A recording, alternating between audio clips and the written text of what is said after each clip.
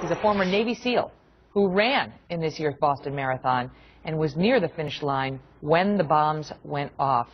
Gabriel, thank you so much. I want to tell our viewers you're a Republican. You're in a race for the vacant seat now in Massachusetts, and it's a tight race as far as we can tell against you and Ed Markey. We'll get to that in a minute, but I want to ask you about this UMass Dartmouth that is basically saying it's very concerned about Dzhokhar Tsarnaev's privacy rights, and it's concerned about the privacy rights of these other three who we had on the screen. It's not quite as concerned with the public's right to know what, if anything, these guys were up to in the days before and after the bombing. How you doing, Megan? Yeah, this is a national security issue. The university should absolutely release the records of these students. There's actually no excuse for them not to. But is that true, quite frankly? Because they say there is an excuse.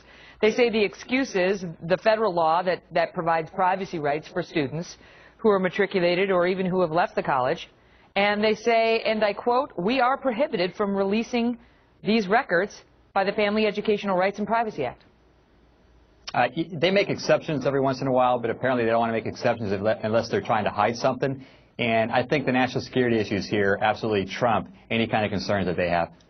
It's obvious that law enforcement is going to get the records, but why? What is your argument that the rest of us should get the records as well?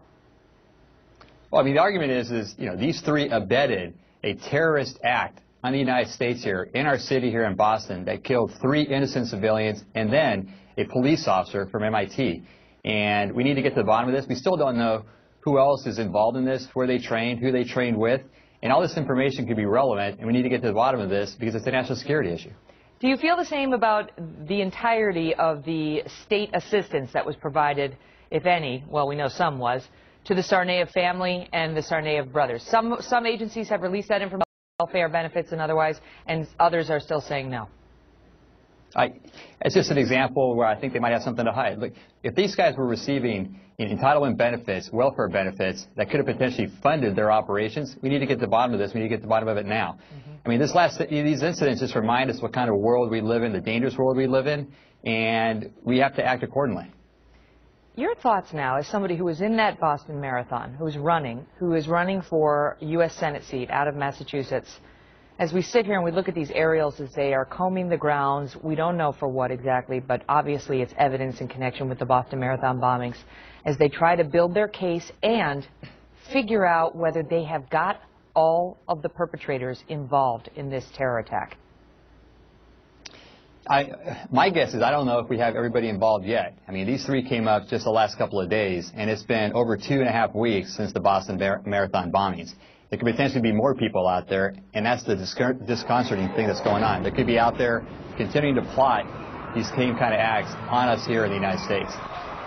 Mr. Gomez, according to the latest PPP poll, you were only 4 points behind your Democratic competitor, Mr. Markey, in a state that is very blue, and PPP is saying this could be a competitive race. We'll continue to watch it. All the best to you, sir.